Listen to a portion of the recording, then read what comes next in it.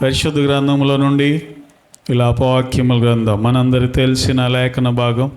విలాపవాక్యముల గ్రంథము 2వ అధ్యాయము 18, 19 వచనాలు చదివి ధ్యానం చేద్దాం. విలాపవాక్యముల గ్రంథం 2వ అధ్యాయము 18, 19 వచనాలు. జనులు హృదయపూర్వకంగా యెహోవాకు మొరపెట్టుదురు. సియోను కుమారి ప్రాకారమా, నదీ ప్రవాహమోలే దివారాత్రమో కన్నీరు పారనిమో, విరామము కలగనీయకుమో, నీ కంటి పాపను విశ్రమింపనీయకుమో. చాలు. 19 వచనం కూడా చదవండి. నీవు లేచి రేయి మొదటి జామున మొరపెట్టుము, నీళ్లు కొమ్మరించినట్లు ప్రభు సన్నిధిని హృదయమును కొమ్మరించుము. ఈ పసిపిల్లల ప్రాణము కొరకు నీ చేతులను ఆయన తట్టు ఎత్తుము. ప్రతి వీధి మొగను ఆకలిగొని వారు మూర్ఛిల్లుచున్నారు. చాలందరూ స్తోత్రం చెల్లిద్దామా? దేవుని వాక్యం ఎలాంటిదంటే, చదివిన వాక్యాలే చదివినప్పటికి కూడా మనం ధ్యానించేటప్పుడు క్రొత్త విషయాలు పరిశుద్ధాత్మ దేవుడు బయలుపరుస్తాడు. ఈ వాక్యం నాకు తెలుసులే, ఈ వాక్యం ఇంతకుముందు విన్నదే కదా అని మనం అనుకుంటూ ఉంటాం. కానీ ఆ వాక్యాల్లో దేవుడు కొత్త విషయాలు తెలియజేస్తూ ఉంటాడనమాట. అర్థమవుతుందండి? మనం మొన్న 4 రోజులు నేర్చుకున్నాం. యెషయా గ్రంథం 58వ అధ్యాయంలో 4 భాగాలుగా మనం నేర్చుకున్నాం. ఏంటది? 1, మనము ఉపవాసము ఎందుకు ఉండాలి? చెప్పండి, ఆన్సర్ ఏంటి దానికి? ఎందుకు ఉండాలి? Very good. దేవుని ప్రత్యక్షత మనకి దొరకాలి కాబట్టి మనం ఉపవసించి ప్రార్థన చేయాలి. 2వదిగా ఉపవాసం ఎలా చేయకూడదో మనం నేర్చుకున్నాం. ఉపవాసం అంటే ఏదో అంత తినకుండా వచ్చేసి ప్రార్థన చేసుకుని మళ్ళీ బయటికి వెళ్ళి పనులు కూడా చేసుకోవడం, వ్యాపారం కూడా చేసుకోవడం అనేది దేవునికి నచ్చనిది. ఉపవాసం అంటే బయట ప్రపంచంతో సంబంధం లేకుండా మనము దేవునితో గడపాలి. 3వదిగా ఎలా ఉపవాసం ఉండాలో కూడా దేవుడు చెప్పాడు యెషయా గ్రంథం 58వ అధ్యాయంలో. ఎలా ఉండాలంటే మనము ప్రేమ అనేది కలిగి, సహోదర ప్రేమ కలిగి, అందరితో సమాధానం కలిగి, అలాగే పేదల ఎడల కనికర హృదయం కలిగి, అంటే ఒక మాటలో చెప్పాలంటే మంచి హృదయం కలిగి మన ఉపవాసం ఉండాలి అని మనం నేర్చుకున్నాం. ఉపవాసం ఉంటే కలిగే ప్రయోజనాలు ఏంటో 4వదిగా మనం చూసాం. ఉపవాసం ఉంటే మన బ్రతుకు మధ్యాహ్న కాల తేజస్సు వలె ప్రకాశిస్తుందంట. దేవుని బిడ్డలారా, ఇంకేమన్నాడు అంటే మనము నీరు కట్టిన తోట వలె, ఉబుకుచూ ఉండే తోట వలె ఉంటామని కూడా మనం నేర్చుకున్నాం. ఈరోజు విలాపవాక్యంలో నుండి దేవుడు మనతో మాట్లాడాలని ఆశపడుతున్న మాట ఏంటంటే, సియోను కుమారి ప్రాకారమా, నదీ ప్రవాహములే దివారాత్రము కన్నీరు పారనిమో అని అంటా ఉన్నాడు. సియోను కుమారిని ప్రాకారముతో పోలుస్తున్నాడు. సియోను కుమారి ప్రార్థన అనుభవం తగ్గిపోయిందంట. సియోను కుమారి అంటే సంఘం. బాగా వినాలి. బబులోను కుమారి అంటే అన్యజనులు, దైవ భయం లేని వాళ్ళు, దేవుని ఎరగని వాళ్ళు. అలాగే యెరూషలేము కుమారి అంటే యెరూషలేము కుమార్తె నామకార్థ క్రైస్తవులని మనకు అర్థం చేసుకోవాలి. దేవుని ఎరిగిన వాళ్ళే కానీ వాళ్ళు సరైన భక్తి చేయరు. వాళ్ళు యెరూషలేము కుమార్తెలకి సాదృశ్యంగా ఉన్నారని భక్తుడు చెప్పాడు. 3వదిగా సియోను కుమారి అంటే పరిశుద్ధ దేవుని సంఘం, దేవుని యొక్క విలువైన సంఘం. ఆయన స్వరక్తం ఇచ్చి వెలపెట్టి కొన్నటువంటి సంఘము సియోను కుమారి. దేవుని బిడ్డలారా, అయితే ఈ సియోను కుమారి ఏమైందయ్యా అంటే ప్రార్థనలో తగ్గిపోయింది, భక్తి తగ్గిపోయింది, విశ్వాసం తగ్గిపోయింది, దేవుని మీద ఉన్నటువంటి ఆసక్తి తగ్గిపోయింది.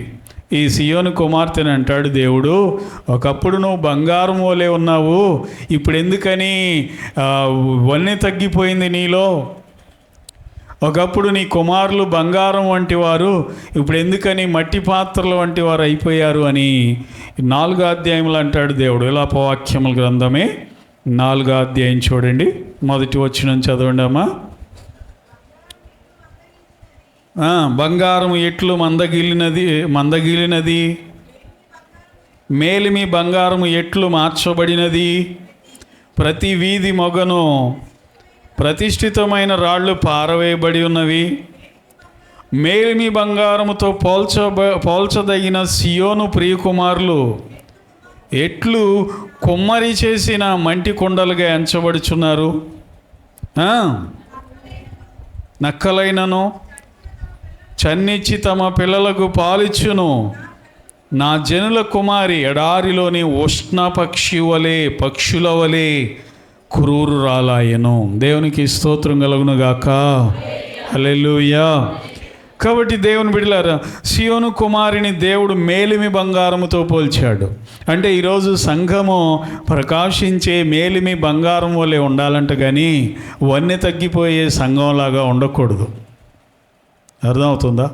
అందుకే మిమ్మల్ని ఉద్యోగంగా ఉండండి, మంట కలిగి ఉండండి, చప్పట్లు కొట్టండి, ఉసూరు మంట కూర్చోమాకండి, డ్రమ్ము చక్కగా వాయిద్యాలు చక్కగా వాయించండి అని అంటూ ఉంటాయి. ఎందుకంటే సంఘం ఎప్పుడు ఉసూరు మంట రాను కోమాలోకి వెళ్ళిపోయే సంఘంలాగా ఉండకూడదు. సంఘం అంటే ఎప్పుడు కూడా ఉజ్జీవంగా ఉండాలి, ప్రకాశించే సంఘంగా ఉండాలి. సియోను కుమార్తెను దేవుడు మేలిమి బంగారముతో పోలుస్తున్నాడు. మేలిమి బంగారం ఎండలో ఉంటే ఎలా ఉంటుందండి?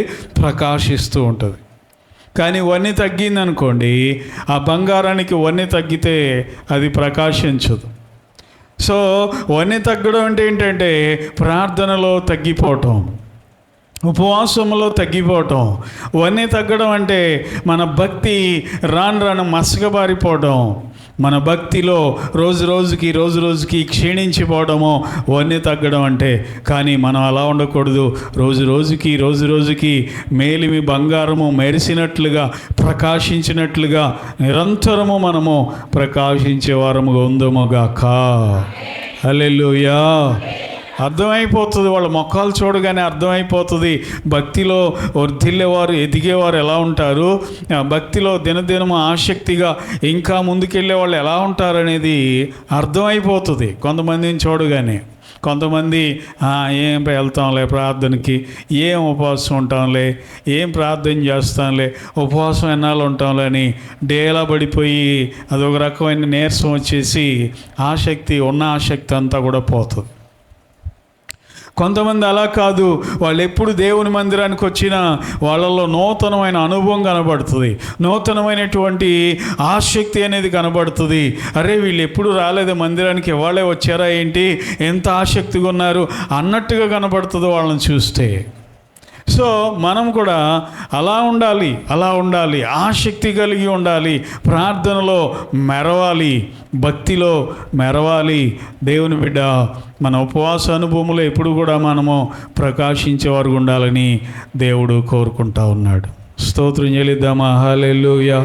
బిగ్గరగా హల్లెలూయా, గట్టిగా హల్లెలూయా. కనుక దేవుని బిడ్డలారా, సంఘము ఉజ్జీవంగా ఉండాలి, మండుతూ ఉండాలి, మంట అనేది ఉండాలి, మేలిమి బంగారం వలె ప్రకాశిస్తూ ఉండాలి. కానీ ఇక్కడ సియోను కుమారులు ఏమైపోయారు యవనస్తులు అంటే కొమ్మరి చేసిన మట్టి కొండల్లాగా మారిపోయారంట. బంగారం ఎంత విలువైంది, మట్టి ఎంత విలువైంది. ఏమండి, బంగారం ఎంత ప్రకాశిస్తుంది, మట్టి ఎలా ఉంటుంది చెప్పండి. సంగమా, మనము బంగారం వలె ఉండాలి, కానీ మట్టి సొద్దులాగా ఉండకూడదు. మట్టి సొద్దు ఎక్కడైతే అక్కడే ఉంటుంది, చలనం ఉండదు దానికి కదా. కనుక మనము సంఘమైనటువంటి మనం ప్రభు వచ్చేంత వరకు మనం వెలుగుతూ ఉండాలి. అందుకే బుద్ధి లేని కన్యకల దివిటీలు ఏమైపోతున్నాయంట, ఆరిపోతున్నాయి. నూనె లేదు. ఇంతకుముందు బాగానే వెలిగారు, బాగానే నూనె ఉంది రెడీగా, కానీ ప్రభు వచ్చేసరికే వాళ్ళ దివిటీలు ఆరిపోతున్నాయి. మిగిలిన దినాలన్నీ వెలిగి ప్రభు వచ్చేసరికి ఆరిపోతే ఏమైనా ప్రయోజనం ఉందా? ఏం ప్రయోజనం లేదు. అందుకలాంటి వాళ్ళు అంటారే, ఒక వెలుగాడురా ఒకప్పుడు అంటారు. అంటే ఇప్పుడు లేదురా ఆ వెలుగు అని దాని యొక్క అర్థం అన్నమాట. కాబట్టి సియోను కుమారుని మనం చూసినప్పుడు ప్రియులారా, మేలిమి బంగారము వంటి ఈ సియోను కుమారి అనగా సంఘము చూడండి మట్టి వలె మారిపోయినట్లుగా మనం చూస్తున్నాం. ప్రార్థనా జీవితం తగ్గిపోయింది, దేవుని మీద ఆసక్తి తగ్గిపోయింది. ఎందుకు తగ్గిపోయిందంటే లోకాశలు ఎక్కువైనాయి, లోక సంబంధమైన ఆశలతో నిండిపోయింది. సంగమా, మనం అలా ఉండకూడదు. దినదినము కూడా ఆసక్తిలో అభివృద్ధి పొందే వారముగా ఉందమో గాక. హల్లెలూయా. కాబట్టి ఏమంటున్నాడు ఇప్పుడు, సియోను కుమారి ప్రాకారమా, నదీ ప్రవాహం వలె దివారాత్రము కన్నీరు పారనిము అంటున్నాడు. సియోను కుమారిని దేవుడు ప్రాకారముతో పోలుస్తున్నాడు.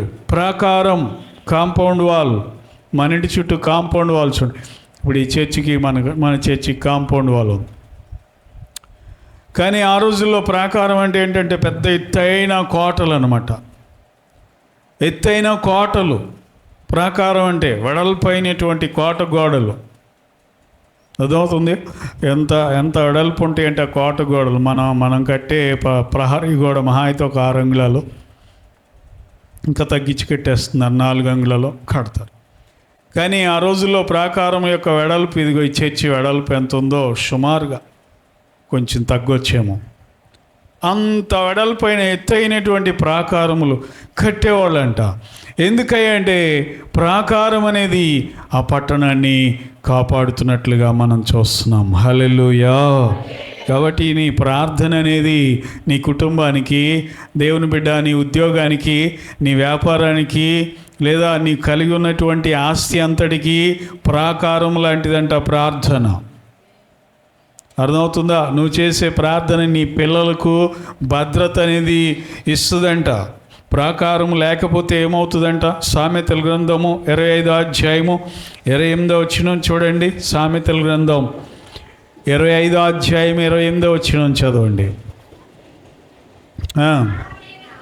అమ్మా, ప్రాకారము లేక పాడైన పురము ఎంతో, తన మనస్సును అణుచుకొని లేనివాడు కూడా అంతే. ఒక పురము అంటే పట్టణానికి చుట్టూ ప్రాకారం లేకపోతే, ఈ రోజుల్లో ప్రాకారం లేదు కానీ ఒక పట్టణానికి, ఒక టౌన్కి అన్ని వైపులా చెక్ పోస్టులు ఉంటాయి. చెక్ చేసి పంపిస్తారు. దొంగోడు వస్తున్నాడా, నక్సలైట్ వస్తున్నాడా, గంజాయి తీసుకొస్తున్నారా, లేకపోతే ఇంకేమైనా తీసుకొస్తున్నారా అని చెప్పి చెక్ చేసి పంపిస్తారు. అవి లేకపోతే ఎవరిష్టం వాళ్ళది. దొంగోడు బీహార్ దొంగలు రావచ్చు, లేకపోతే నక్సలైట్లు రావచ్చు, మాదక ద్రవ్యాలు స్మగ్లింగ్ చేయొచ్చు. ఎలాంటివి జరుగుతూ ఉంటే ఆ పట్టణం పాడైపోతుందంట. ఆ పట్టణంలో ఉండే మనుషులు, ఆ పట్టణంలో ఉండే ఆ గృహాలు, బిల్డింగ్లు, భవనాలు అన్నీ కూడా పాడైపోతాయి అంటండి. ప్రాకారం అనేది ఉంటే అది భద్రముగా ఉంటుంది. హల్లెలూయా. సియోను కుమార్తెను దేవుడు ప్రాకారంతో పోల్స్తున్నాడు. అంటే ప్రార్థనా జీవితం ఎవరికైతే ఉంటుందో ఆ కుటుంబం చుట్టూ కూడా దేవుని కంచె, దేవుని కాపుదల, దేవుని యొక్క భద్రత అనేది ఉంటున్నట్లుగా మనం చూడగలం. అర్థమవుతుందా? ఒక మాట చదువుతారా? సమూయేలు గ్రంథం, మొదటి సమూయేలు గ్రంథం 25వ అధ్యాయము 16వ వచనంలో ఒక చక్కని మాట రాయబడింది. మొదటి సమూయేలు గ్రంథం 25వ అధ్యాయము 16వ వచనం. మేము గొర్రెలను కాయుచున్నంతసేపు వారు రాత్రింబగళ్ళు మా చుట్టూ ప్రాకారముగా ఉండిరి. అంటే దావీదు ఆయన మనుషులంట నాబాలు యొక్క గొర్రెల మంద అరణ్యంలో ఉన్నప్పుడు, అరణ్యంలో ఎలాంటి కాంపౌండ్ వాల్స్ ఉండవు కదండి గొర్రెలకి. నాబాలు యొక్క గొర్రెల మందలు అరణ్యంలో మేస్తున్నప్పుడు అదే సమయంలో సౌలు యొద్ద నుండి దావీదు పారిపోతే దావీదు చుట్టూ కొంతమంది చేరారు. 400 మంది దాకా జాయిన్ అయ్యారు. సో అరణ్యంలో దాక్కుంటున్నారు సౌలు గారికి భయపడి. అలాంటి సమయంలో నాబాలు గొర్రెల మంద అక్కడ ఉందంట. వీళ్ళు ఏం చేశారంటే ఆ నాబాలు ఎవరో తమ వాడు కాకపోయినప్పటికీ ఆ గొర్రెల మందను జాగ్రత్త కాపాడారంట, ప్రాకారములాగా కాపాడారంట. సో నీ ప్రార్థన అనేది నీ నీ కుటుంబాన్ని కాపాడేది, భద్రపరిచేది, నీ పిల్లలను కాపాడేది, నీ మీదకి ఏ శోధన రాకుండా కీడుల నుండి తప్పించేది ప్రాకారము. అలాంటి ప్రాకారం కలిగి ఉన్నావా? ప్రార్థన అనుభవం కలిగి ఉన్నావా? పడిపోయిందా? ఒకప్పుడు ఎంతో ప్రార్థన చేసావా? ఒకప్పుడు ఎంతో ఉపవాసం ఉండేవాడివా? కానీ అది పడిపోయే పరిస్థితి వచ్చిందా? అయితే నువ్వేం చేయాలంటే నీ ప్రాకారాన్ని మళ్ళీ నువ్వు కట్టుకోవాలని దేవుడు తెలియజేస్తూ ఉన్నాడు. దేవునికి మహిమ కలుగునుగాక. చెప్దామండి హల్లెలూయా. నీ ప్రార్థనను నిర్మించుకోవాలి. నువ్వు ఎంత ప్రార్థన చేస్తే నీ ప్రాకారం అంత ఎత్తుగా ఉంటుంది. నువ్వెంత ప్రార్థన అనుభవం కలిగి ఉంటే నీ కుటుంబం చుట్టూ దేవుని కాపుదల అంత అధికంగా ఉంటుంది. ఉదాహరణకు మనందరూ తెలుసు, ఏబుకి దేవుడు చుట్టూ ఏం చేశాడంట? కంచె వేశాడంట. ప్రాకారము అంటే ఇది కంచె అంటే సాతానికి కనబడుతుందంట. అది సాతాను ఎలాంటి వాడంటే భక్తి చేసేవాళ్ళంటే వాడికి అసూయ. సాతాను ఎలాంటి వాడంటే ప్రార్థన చేసేవాళ్ళంటే వాడికి కోపం.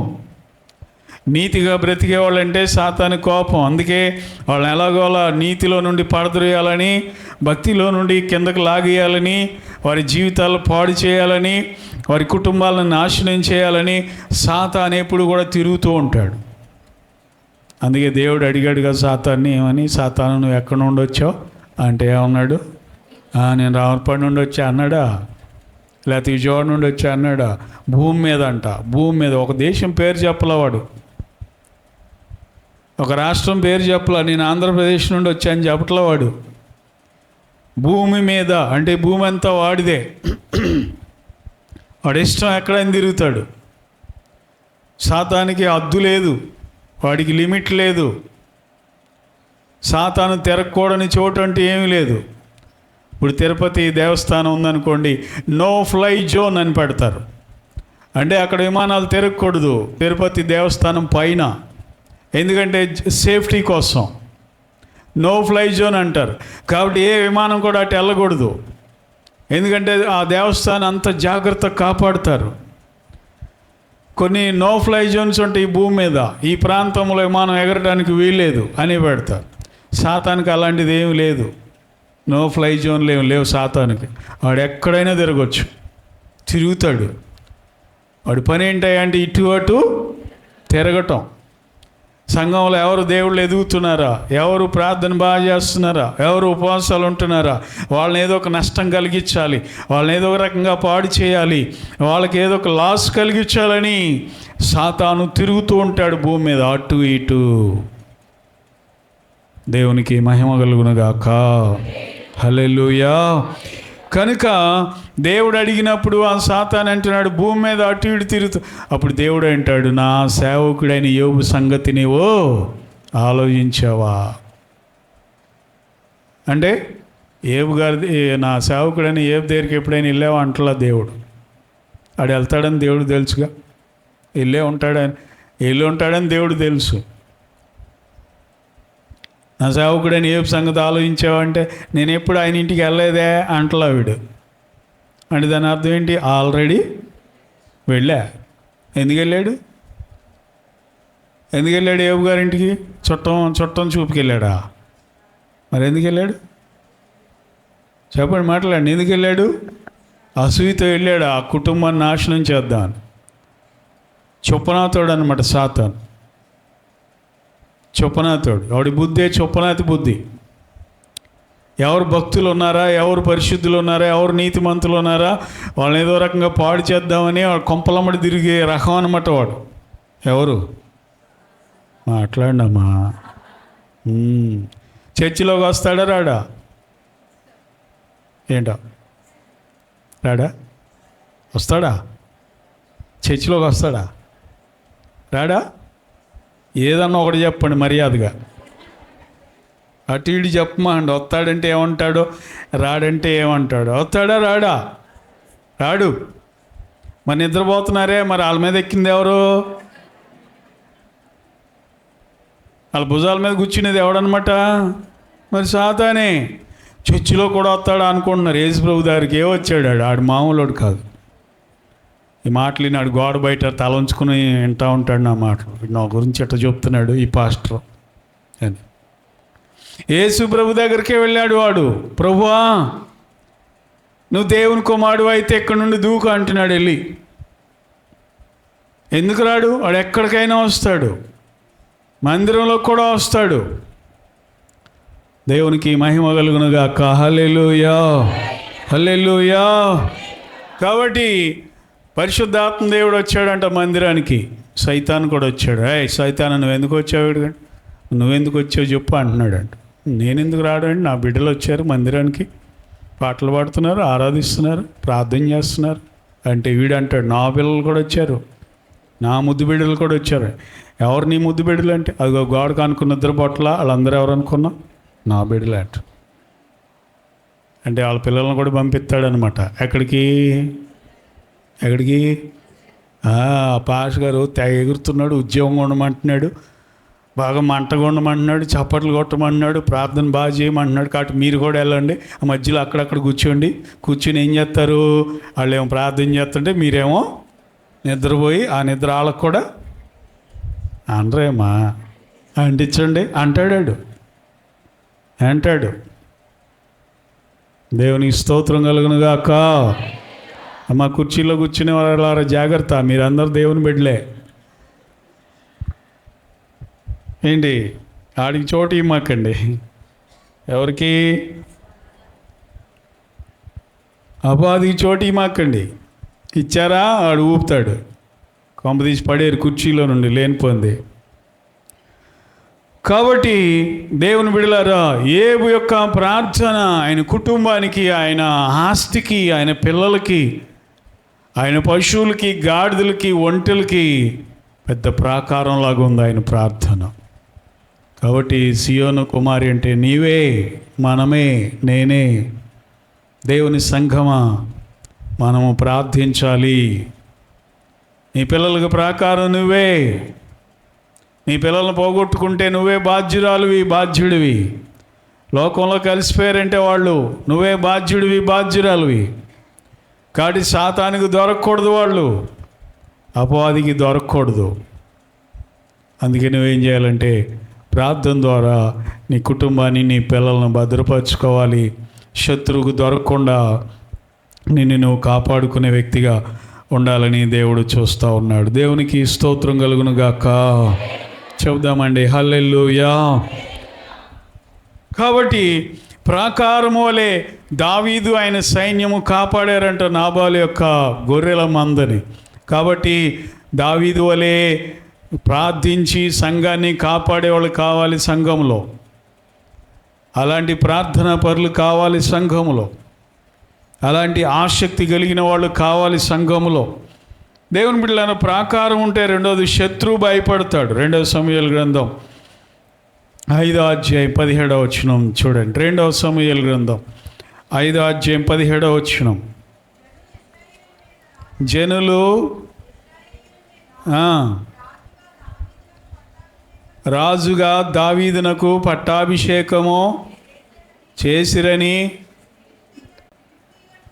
ఫిలిస్తీన్లకు వినబడినప్పుడు దావీదును పట్టుకొనుటకై ఫిలిస్తీన్లు వచ్చిరి. దావీదు వార్త విని ప్రాకార స్థలములకు వెళ్ళిపోయెను.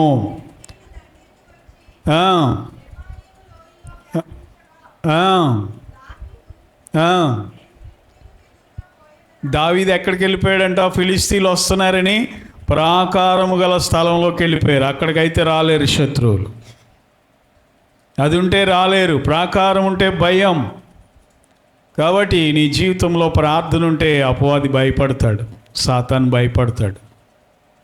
దేవునికి మహిమ కలుగునుగాక. చూద్దామా హల్లెలూయా. కాబట్టి సియోను కుమారి ప్రాకారమా, నువ్వు ప్రార్థించే వ్యక్తి అయితే సాతాను యొద్దకు రాడు, శత్రువుని యొద్దకు రాడు, వాడు భయపడతాడు. కాబట్టి నువ్వేం చేయాలంటే బలమైనటువంటి ప్రార్థన అనుభవం కలిగి ఉండాలని దేవుడు మాట్లాడుతూ ఉన్నాడు. ఎందుకు ప్రార్థన చేయమంటున్నాడు? నీ పసిపిల్లలు వీధి మొగ్గన పడిపోయారు అంటాడు. మళ్ళీ రండి అక్కడికి, 2వ అధ్యాయము, నీ పసిపిల్లల ప్రాణము కొరకు 19వ వచనం చదువుదాం. 2:19, నీవు లేచి రేయి మొదటి జామున మొరపెట్టుము, నీళ్లు కుమ్మరించినట్లు ప్రభు సన్నిధిని నీ హృదయమును కుమ్మరించుము, నీ పసిపిల్లల ప్రాణము కొరకు నీ చేతులు ఆయన తట్టు ఎత్తుము. నీ చేతులు ఆయన తట్టు ఎత్తుము, దేవుని వైపు ఎత్తుము నీ చేతులు. హల్లెలూయా. ఎవరి కొరకంట? పసిపిల్లలు, యవనస్తుల కోసం. ఇదే ఇర్మియా భక్తుడు అన్నాడు కదా ఇర్మియా గ్రంథంలో, రాజమార్గంలో యవనులు లేకుండాను, వీధులలో పసిపిల్లలు లేకుండాను వారి నాశనం చేయటకై మరణము వారి ఇంటికిటికి లెక్కుతుందంట. పసిపిల్లలు, యవనస్తుల్ని పాడు చేయాలని సాతాను తిరుగుతున్నాడు గనుక దేవుని సంగమా ఏం చేయాలంటే ప్రార్థన చేయాలి. అదవుతుందా? ఇంతకుముందు సూజానా వెస్లీ అనే ఆమె గురించి మీకు చెప్పాను. తన భర్త ఉద్యోగంలో రోజంతా పగలంతా ఉద్యోగానికి వెళ్ళిపోతాడు. ఈమె పిల్లల కొరకు రాత్రిపూట ప్రార్థన చేస్తుంది. పిల్లలందరూ వచ్చినాక, స్కూల్ నుండి వచ్చినాక 19 మంది పిల్లలు అయితే 9 మంది చనిపోయారంట. అందరు మా పిల్లలేనంట. ఆమెకి 10 మంది మిగిలారంట చివరికి.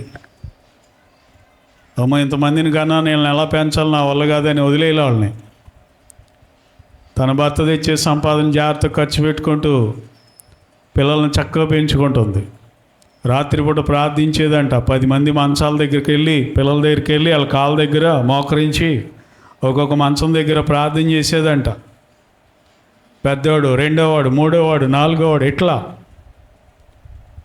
అర్థమవుతుందండి? మనం రాత్రిపూట మనం ప్రార్థన చేస్తాం, తిప్పి కొడితే 6 గంటలు అయిపోద్ది మన ప్రార్థన. ఎందుకని ఓ పక్క తిన్నా పొట్ట బరువు ఎక్కువైపోతుంది, లోడ్ ఎక్కువైపోతుంది. ఇంకో పక్కనే కళ్ళల్లో నుండి నిద్ర ముంచుకొచ్చేస్తూ ఉంటుంది. పడుకో అంటుంది. మళ్ళీ ఇంకొకడు ఉంటాడు లోపల, ఆడంటాడు రేపు చేసుకుంది కానీ ప్రార్థన వాళ్ళకి చాలే అంటాడు కదండి. ఆమె ప్రార్థన చేస్తుంటే ఒక్కొక్క మంచం దగ్గర టైం తెలిసేది కాదంట ఆమెకి. మీరు నమ్మండి, ఒక్కోసారి అయితే తెల్లారిపోయేదంట. రాత్రి అంతా ఒక్కొక్కరి దగ్గర ప్రార్థన చేసి మనము నిద్రపోయి లెగిస్తే ఎంత తొందరగా టైం గడిచిపోద్దో ఆమెకు ప్రార్థనలు అంత తొందరగా టైం గడిచిపోయేదంట. తెలిసేది కాదంట. అర్థమవుతుందా? అలా ప్రార్థన చేసేదంట. అందుకే ఆమె పెద్ద కొడుకు జాన్ వెస్లీని దేవుడు ప్రపంచం అంతా వాడుకున్నాడు. అనేక వేల లక్షల మందిని యేసు ప్రభు వైపు తిప్పేటటువంటి బలమైన గొప్ప దైవజనుడిగా వాడుకున్నాడు. హల్లెలూయా. ఆ పేరు ఎన్నో దేశాల్లో ఆయన పేరు పెట్టుకునే వాళ్ళు ఉన్నారు, జాన్ వెస్లీ అనే పేరు. అంటే మా బిడ్డ కూడా అలాంటి దైవజనుడు అవ్వాలి, అంత గొప్ప భక్తుడు అవ్వాలనే ఉద్దేశంతో ఆయన పేరు పెట్టుకునేవాళ్ళు ఉన్నారు. చార్లెస్ వెస్లీ అనే ఆయన కూడా మంచి సంగీత విద్వాంసుడు. ప్రపంచంలో అనేక దేశాలకు వెళ్ళి తన సంగీతం ద్వారా అనేక మందిని ప్రభు వైపు ఆకర్షించినటువంటి గొప్ప భక్తుడు. మిగతా వాళ్ళు కూడా ప్రయోజకులయ్యారు. వాళ్ళ గురించి అంతగా చెప్పబడలేదు. కానీ వీళ్ళిద్దరూ ప్రియులారా ప్రపంచాన్నే కదిలించిన జాన్ వెస్లీ భక్తుడు గుర్రం మీద వెళ్ళి ఆయా రాష్ట్రాలు, ఆయా దేశాలు తిరిగి దేవుని సువార్త బహుబలంగా ప్రకటించినటువంటి బలమైన దైవజనుడు.